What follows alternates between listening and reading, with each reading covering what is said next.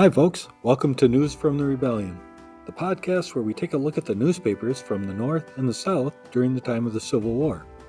Each episode will focus on an event either leading up to the Civil War or during the Civil War, and then we'll see what the newspapers had to say about that event from the Northern point of view in a Northern newspaper and from the Southern point of view in a Southern newspaper. In this episode, we'll take a look at how the newspapers portrayed the death of Colonel Ellsworth, personal friend of Abraham Lincoln. Have a listen.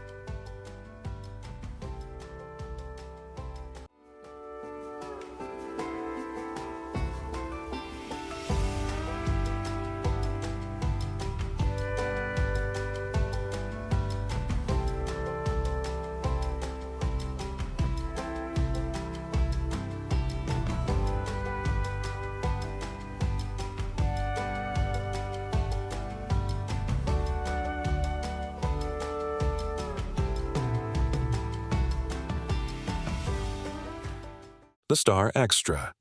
Washington, D.C., Friday, May 24, 1861, 11 a.m.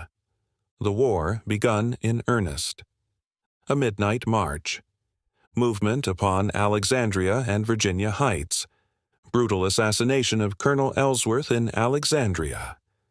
Last night was a stirring one indeed. Through the day and evening, the reports of contemplated military movements kept the populace on the qui-vive, to which excitement fresh fuel was added on its being whispered that various regiments had been ordered to prepare for immediate service.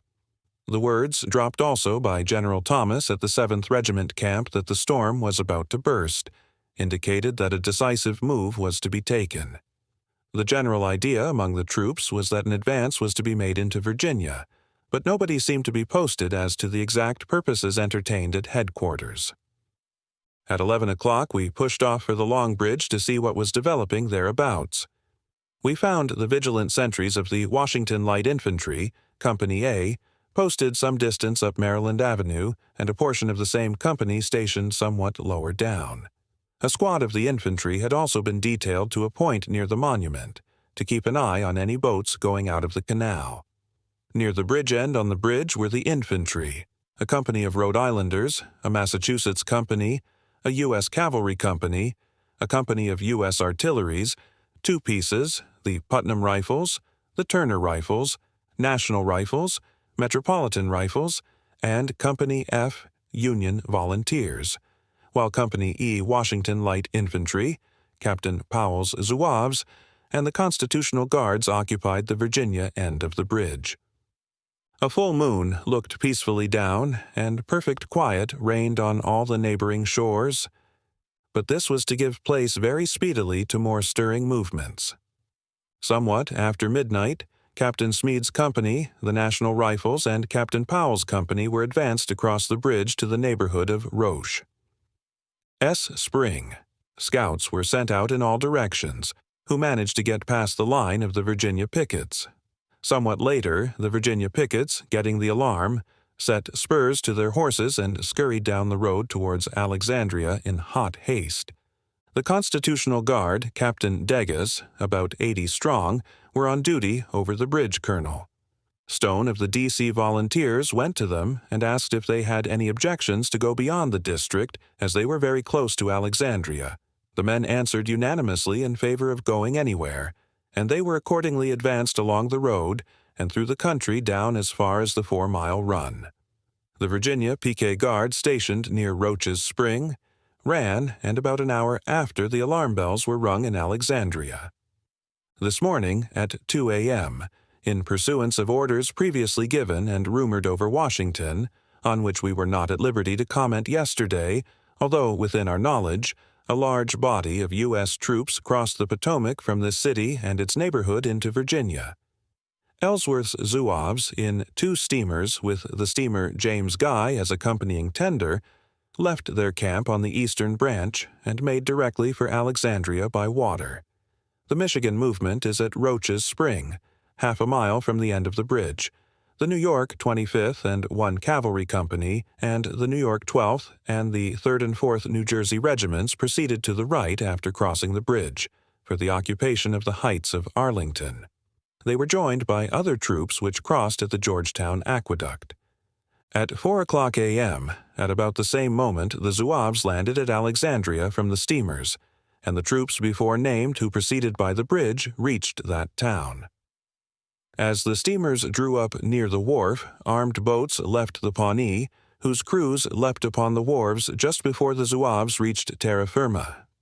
The crews of the Pawnee's boats were fired upon by the few disunion sentries as the boats left the steamship, by way of giving the alarm, when these sentries instantly fled back into the town as fast as their legs could carry them. Their R was answered by impromptu shots from some of the Zouaves on the decks of the steamers bearing them. Immediately on landing, Colonel Ellsworth marched the Zouaves up into the center of the town, no resistance to their progress whatever being offered.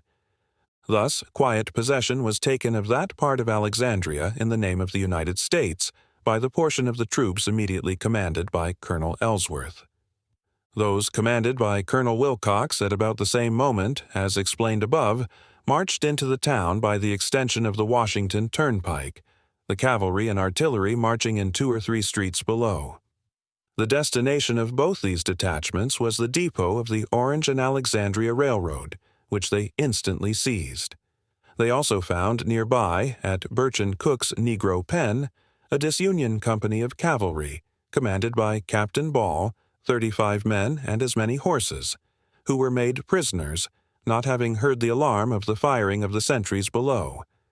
Everything found at the depot in the way of rolling stock, etc., is of course in the hands of the government troops holding it. Proceeding uptown, Colonel Ellsworth saw a secession flag waving over the Marshall House, kept by James Jackson, a well-known secessionist. Instantly entering the house with 4 or 5 of his men, Colonel Ellsworth proceeded to the housetop, tore down the flag, and trampled it underfoot. In descending the stairs, the party was encountered by the keeper of the house, double-barrel gun in hand. He raised the gun to shoot the foremost Zouave, who knocked aside his aim, when Jackson instantly turned it upon Colonel Ellsworth and, firing, discharged the load of 1 barrel into the heart of that gallant officer, who fell dead upon the stairs. Jackson as quickly snapped the other barrel at a Zouave standing next to Colonel Ellsworth, where Private Brownell, another of the Zouaves accompanying Ellsworth to take down the flag, discharged the contents of his musket into Jackson's brain, bayoneting his body as he fell, pinning it to the steps. There it laid up to 9 a.m., under a guard of Zouaves, who will permit no one to remove it. The news of the assassination of Colonel E. Ellsworth reached this city at an early hour this morning, and created much excitement here, though not at first believed generally.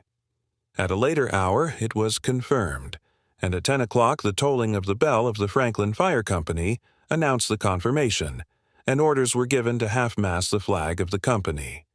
At 4 o'clock this morning, a large number of government wagons went across the Long Bridge loaded with picks, shovels, and all manner of tools of that description, and accompanied with a full corps of carpenters and workmen. The U.S. forces are now busily engaged throwing up fortifications on the heights on the Virginia shore, commencing at daybreak. Bradford Reporter, Towanda, Pennsylvania, May 30th, 1861. Assassination of Colonel Ellsworth. Washington, May 24th, 1861. News has just reached the city of the assassination of the gallant Colonel Ellsworth of the New York Firemen Zouaves. In accordance with previous instructions, the Zouaves last night proceeded down the Potomac to land at Alexandria and operate in conjunction with the other troops that passed over the Long Bridge into Virginia. Senator Chandler reports that Colonel Ellsworth landed his regiment from a steamer and did not enter the town until the troops above had arrived, when some of his men were detailed to guard the prisoners of war. While Colonel Ellsworth was marching with his detail, he was shot from the Marshall House soon after hauling down a secession flag and killed instantly. This sudden and sad fate of the Zouaves' gallant commander so shocked them that they rushed with frantic haste into the grocery store from which the shot emanated and soon made prisoners of all the inmates, including the assassin, and would have hung them all but for the appeals of the other troops. The murderer, however, was instantly shot. Senator Chandler left soon after the affray with dispatches for Washington, and at that time there had been no other incidents than those named. But the excitement among the troops was intense in consequence of the death of Colonel Ellsworth and the cowardly manner in which it was produced. Captain Fox has just made an official report of the circumstances attending the killing of Colonel Ellsworth to the president. It appears that Ellsworth was marching up the street with a squad of men to take possession of the telegraph office when, in passing along, he noticed a secession flag flying from the top of a building. He immediately exclaimed, "That has to come down," and entering the building, made his way up to the roof with one of his men, hauled down the rebel emblem, and wrapping it around his body, descended. While on the second floor, a secessionist came out of a door with a cocked, double-barreled shotgun. He took aim at Ellsworth when the latter attempted to strike the gun out of the way with his first. As he struck it, one of the barrels discharged, lodging a whole load of buckshot in Ellsworth's body, killing him instantly. His companion instantly shot the murderer through the head with a revolver, making him a corpse a second or two after the fall of the noble Ellsworth. The house was immediately surrounded and all the inmates made prisoners. The remains of the deceased were brought over to the Navy Yard this morning. The doleful peals of all the bells in the city are announcing the sad news to the citizens. Colonel Ellsworth's remains are deposited in the neat little engine house of the Navy Yard, the fire apparatus having been removed. They're still clad in his uniform, the breast being shockingly lacerated by the slug shot. They were sewed up in a red blanket. The body rests on a small bench covered with the national flag with a wreath of flowers upon the breast. The building was draped in flags and crepe, and a detachment of the 71st detailed to guard it. All the flags in the city are displayed at half-mast in honor of the gallant deceased. The fact of his death was kept for 2 hours from his men to prevent demonstrations of violence. It is stated that when he received the fatal shot, he dropped his sword and, seizing hold of his clothing over his breast, tore it entirely off, and looking down upon the wound, closed his eyes and fell down dead without uttering a word. Before hauling down the secession flag himself, he politely but vainly requested his murderer to remove the odious emblem. A number of secession officers were captured in the Marshall House and will be held as prisoners. It appears that Colonel Ellsworth entered the building in which he was shot with a squad of men and not with one as first reported. The name of the secessionist that murdered Colonel Ellsworth was James Jackson, keeper of the Marshall House. The name of the Zouave that shot Jackson is Brownell. He first blew his brains out with his rifle and then bayoneted him. The body of Colonel Ellsworth was brought over in charge of 6 Zouaves. The wildest grief is exhibited by the members of the regiment. Before wrapping the secession flag around his body, Ellsworth had trampled it under foot. Harper's Weekly, New York City, New York, June 8th, 1861. Ellsworth. A battle hymn for Ellsworth's Zouaves. Bruce's address to his army. Who is this ye say is slain, whose voice answers not again? Ellsworth, shall we call in vain on thy name today? No, from every vale and hill, one response all hearts shall thrill. Ellsworth's fame is with us still, ne'er to pass away. Bring that rebel banner low, hoisted by a treacherous foe. 'Twas for that they dealt the blow, laid him in the dust. Raise aloft that all may see his loved flag of liberty. Forward then to victory, or perish if we must. Hark to what Columbia saith, mourn not for his early death, with each patriot's dying breath. Strength renewed is given to the cause of truth and right, to the land for which they fight. After darkness cometh light, such the law of heaven. So we name him not in vain, though he comes not back again. For his country he was slain, Ellsworth's blood shall rise to our gracious Savior King. 'Tis a holy gift we bring, such a sacred offering, God will not despise. The Murder of Colonel Ellsworth. We publish herewith a portrait of the late Colonel Ellsworth and another of Private Brownell, who avenged his murder. And on next page, illustrations of the camp of the Ellsworth Zouaves at Washington. The following sketch of Colonel Ellsworth's life is by his friend, Mr. Duncan. Colonel Elmer E. Ellsworth was born at Mechanicsville, New York State, and was, at his death, between 23 and 24 years old. He received at Mechanicsville a common school education, and came to this city about 9 years since. He was engaged in business here for about 4 years, and then went to Chicago.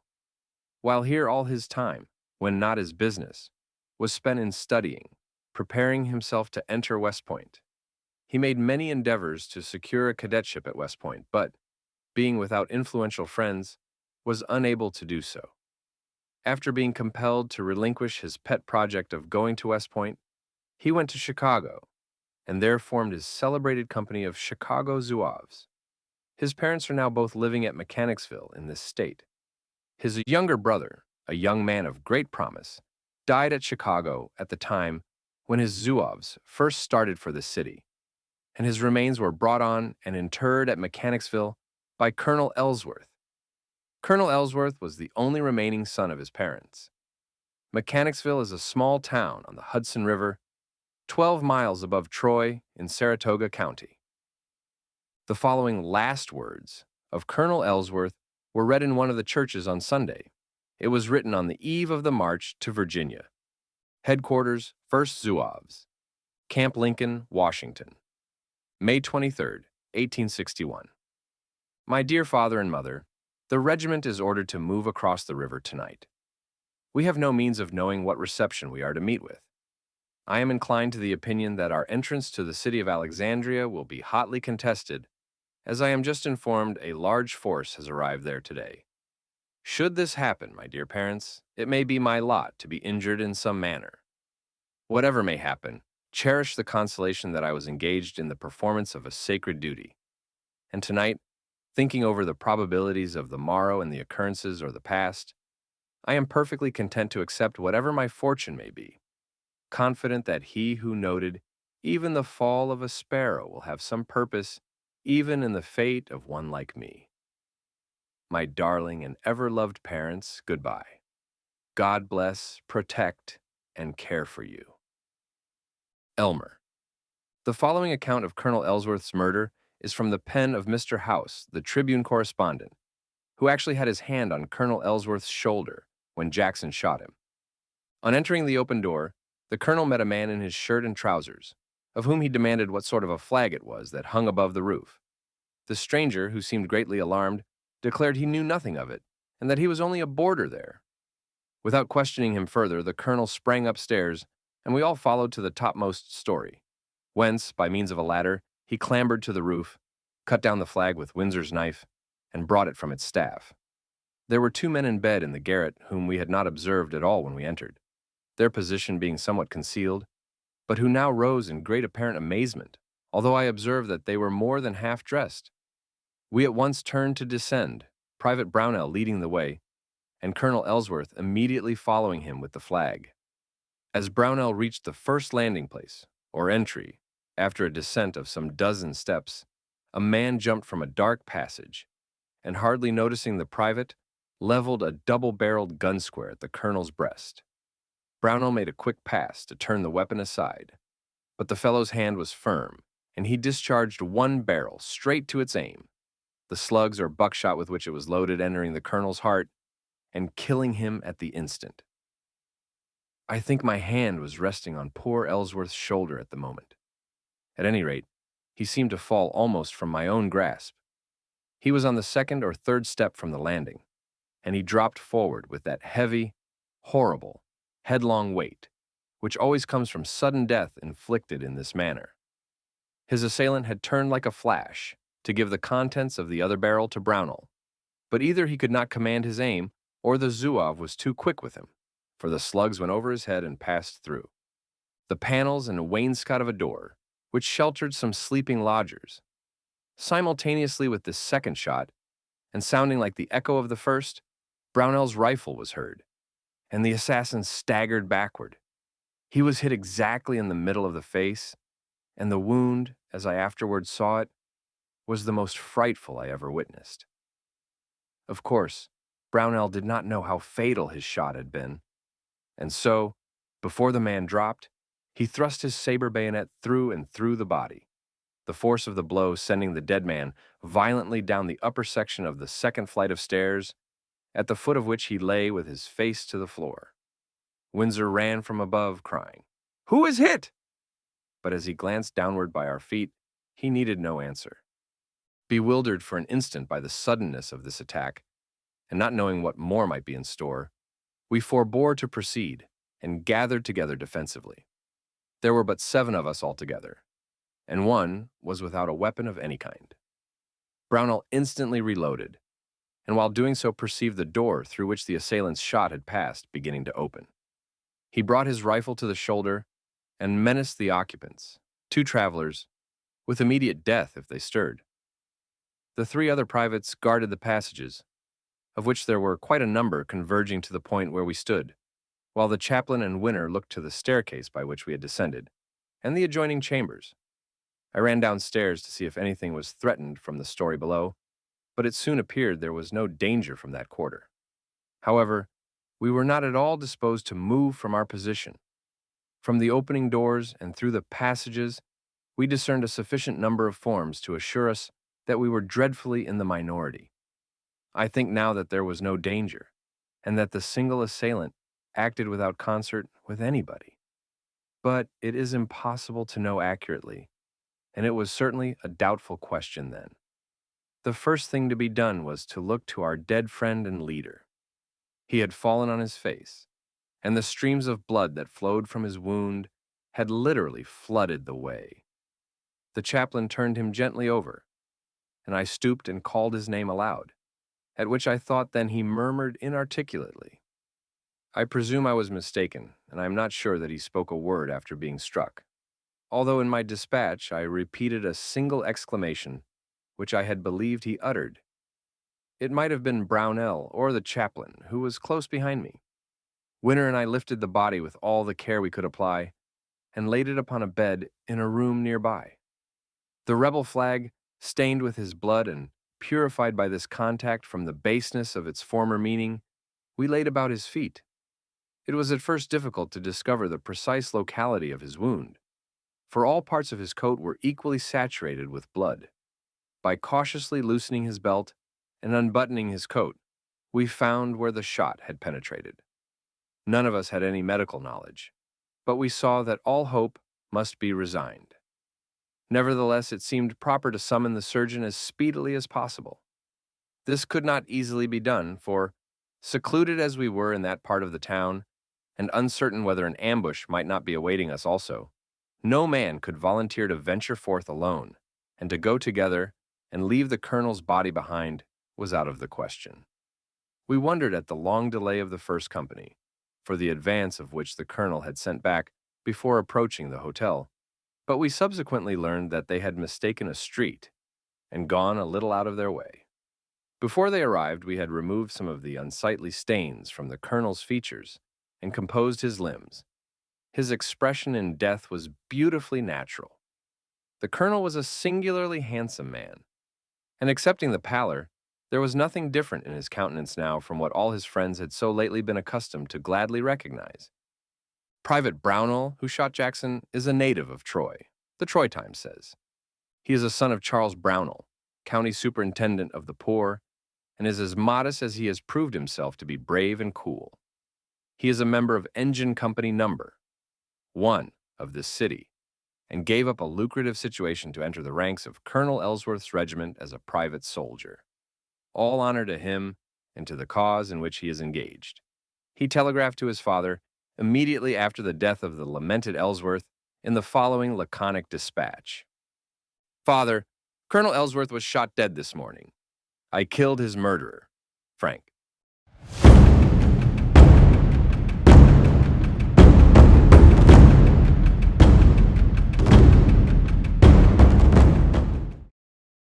The Daily Dispatch, Richmond, Virginia, May 30th, 1861. Richmond Dispatch, Thursday morning, May 30th, 1861. The latest from Washington. The death of Colonel Ellsworth. Its effect upon the President. He sheds tears.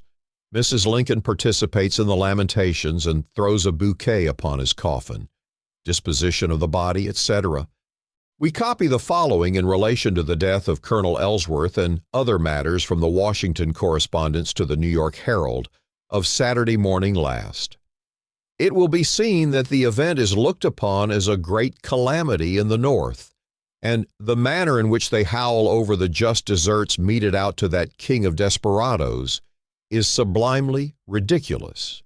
Telegraphic Dispatches, Mechanicsville, New York, May 24th. The assassination of Colonel Ellsworth has caused in this, his native town, the utmost sorrow and indignation. The father of Colonel Ellsworth happened to be in the telegraph office when the melancholy intelligence was received, and the first intimation he had of it was seeing the telegraph operator weeping. Mr. Ellsworth's grief was indescribable on learning the sad news. He left, in company with his wife, for New York this evening on the Francis Skiddy. All the flags in town are at half-mast. The sympathy expressed for his parents is universal. The colonel was their only living son. About a year since his younger brother, a young man of much ability, died in Chicago. A great excitement was created by one Wallman, a Dutch peddler, who thought his death was all right and expressed sentiments favorable to the traitors. He was allowed by the citizens 20 minutes to leave town and left, the band playing The Rogue's March with orders to return no more. Pittsburgh, Pennsylvania, May 24th. Colonel Ellsworth's death was received here with profound sorrow. All the flags in the city were at half-mast. Poughkeepsie, May 24th. Upon the report of the death of Colonel Ellsworth, the flags were lowered half-mast and the fire bells tolled. Washington, correspondence of the Richmond Dispatch, affairs in Greenbrier, Day Creek Hotel, May 23, 1881. Today has been quite an exciting one here. The vote on the ordinance of secession drew the voters of the precinct to this place and the White Sulphur Springs, where the vote was taken. The friends of the ordinance were irritated by the presence of some 20 or 30 men who were known to be opposed to it, and who, it was thought, would cast their votes against it. Their party was small indeed, but Greenbrier men thought there ought to be no Union men in a county depending so much on Southern generosity and affluence for prosperity. The excitement and interest of the day were enhanced by the arrival of the Greenbrier Cavalry, Captain Moorman. A beautiful flag made by Miss Mary Eagle was presented to the company on behalf of herself and the ladies of Dry Creek by Dr. Lake, whose appropriate and stirring address was responded to in an eloquent and happy manner by Captain Moorman. A beautiful flag made by Miss Mary Eagle was presented to the company on behalf of herself and the ladies of Dry Creek by Dr. Lake, whose appropriate and stirring address was responded to in an eloquent and happy manner by the captain. During the ceremony, it was reported that the little knot of Union men had raised a U.S. national flag near the polls, whereupon a number of the cavalry and other citizens repaired to the spot and took possession of it and tore it into shreds, and sharing the pieces amongst themselves as trophies. As this was about to be done, one of the troopers was hit on the head with a rock, which inflicted a severe but not a dangerous wound. He went with his company, but was compelled to stop a mile or two from this place and consult a physician. The Home Guard, Captain Sproul, paraded today and received the cavalry. In the afternoon, their ranks were not as full as in the morning, the members refusing to muster with the voters against the ordinance. It is to be hoped now that that act has been approved. These Union men will be true to their fealty to the state and the Southern Confederacy. If they are not, they will have trouble in this part of the world. What might be endured before this will after it be considered treason. At this precinct of some 130 or 40 voters, the submissionists polled some 30. A body of men have gone in pursuit of the man who threw the rock at the trooper, as he was seen to throw it by some of the bystanders. There is danger of some rough handling of him if they catch him. The Home Guard also had a present of a flag with appropriate speeches. I think Greenbrier has given a powerful vote for the ordinance. Honorable George W. Sumnera. A telegraphic dispatch from Washington to the New York Herald, speaking of the Union sentiment in this state, says, accounts from Virginia indicate a steady invigoration of the Union sentiment in Western Virginia. George W. Summers has boldly sided with the unconditional Union men and is said to be as decided against secession as John S. Carlyle. Murdering commenced. The Washington correspondent of the New York Times says, I hear at 12 o'clock from a gentleman just arrived from Alexandria that the Zouaves have commenced executing their threats of vengeance and have already shot 3 violent secessionists. The people at Alexandria who were sympathizers with Jackson have been compelled to flee for the safety of their lives. The traitor Dent. M.M. Dent, one of the members of the Virginia State Convention and secretary of the late convention at Wheeling, Virginia, visited New York City on Friday last for the purpose organizing a company to manufacture a late improvement in breech-loading guns invented by a gentleman in Western Virginia and to aid the Union movement there. Richmond Times-Dispatch. Richmond, Virginia, May 1861. I called at the White House this morning with Senator Wilson of Massachusetts to see the President on a pressing matter of public business, and as we entered the library, we remarked the President standing before a window, looking out across the Potomac, running at foot of presidential grounds. He did not move till we approached very closely, when he turned round abruptly and advanced towards us, extending his hand. "Excuse me," he said, "but I cannot talk." We supposed that his voice had probably given way from some cause or other, and we were just about to inquire, when to our surprise the President burst into tears and concealed his face in his handkerchief. He walked up and down the room for some moments, and we stepped aside in silence, not a little moved at such an unusual spectacle in such a man, in such a place. After composing himself somewhat, the President took his seat and desired us to approach. "I will take no apology, gentlemen," said the President, "for my weakness, but I knew poor Ellsworth well and held him in great regard. Just as you entered the room, Captain, Fox left me after giving me the painful details of Ellsworth's unfortunate death. The event was so unexpected, and the recital so touching, that it quite unmanned me." The President here made a violent effort to restrain his emotions, and after a pause he proceeded with a tremulous voice to give us the incidents of the tragedy that had occurred. "Poor fellow," repeated the President as he closed his relation. "It was undoubtedly an act of rashness, but it only shows the heroic spirit that animates our soldiers, from high to low, in this righteous cause of ours. Yet who can restrain their grief to see them fall in such a way as this, not by the fortunes of war, but by the hand of an assassin?" Towards the close of his remarks he added, "There is one fact that has reached me, which is a great consolation to my heart, and quite a relief after this melancholy affair. I learned from several persons that when the Stars and Stripes were raised again in Alexandria, many of the people of the town actually wept for joy, and manifested the liveliest gratification at seeing this familiar and loved emblem once more floating above them. This is another proof that all the South is not secessionist, and it is my earnest hope that as we advance, we shall find as many friends as foes." Colonel Ellsworth was quite a favorite with the President and his family. The Colonel accompanied the President as one of his suite from Springfield, before Mr. Lincoln's inauguration. He afterwards rendered great assistance in a clerical way. The President admired him for the wonderful energy he displayed with his company of Chicago Zouaves, with which he made a tour of the United States. The President, on his visit to the Navy Yard this afternoon, requested the Guard of Honor having in charge the remains of Colonel Ellsworth to allow them to be brought to the White House and have the funeral ceremonies there. This request was granted, and the body will be removed to the Executive Mansion in the morning. Mrs. Lincoln visited the Navy Yard this afternoon to view the remains and inquired for young Brownell, who slew the murderer. He was present in the Guard of Honor and was introduced. and held a conversation with Mrs. Lincoln upon the particulars of the sad event.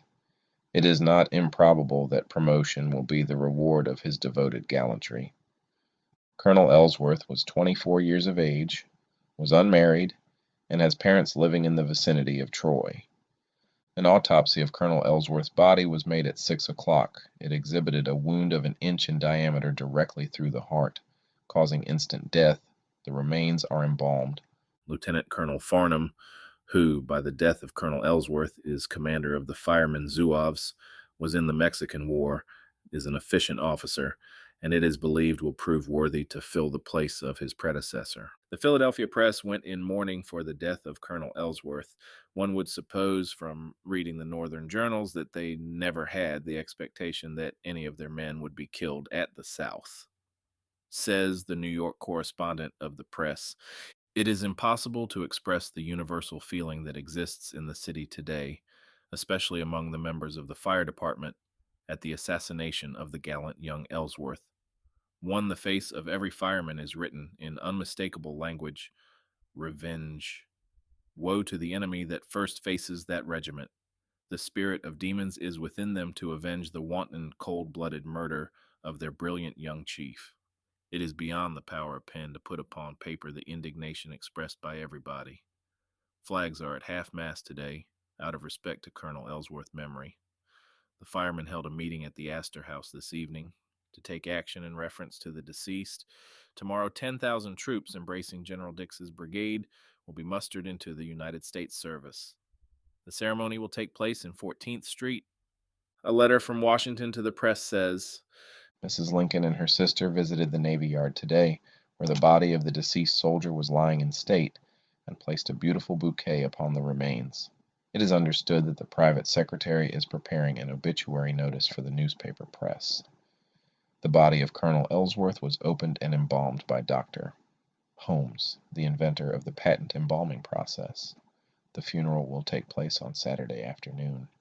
The ceremonies will be of an imposing nature. The public buildings, the Navy Yard, the city engine houses, and many other buildings are draped in mourning. Funeral of Colonel Ellsworth. The funeral cortege conveying the remains of Colonel Ellsworth to the depot moved at 10 o'clock this morning and reached the depot about 1:40 p.m., having moved very slowly through the city. Several companies of Citizen Corps, followed by the New York 71st Regiment Marines and local cavalry corps, formed the military escort, with arms reversed and colors shrouded. After the hearse came a detachment of the Fire Zouaves, one of whom, the avenger of Colonel Ellsworth, carried the identical secession flag which was torn down by the deceased. Then followed the President, accompanied by Secretaries Seward and Smith. The rear of the procession was composed of carriages containing the captains of the Zouave regiment. The train conveying the remains left the depot about 2 o'clock for the north. Well, that's our show for today, folks. Thanks for tuning in, and if you enjoyed the show, please subscribe.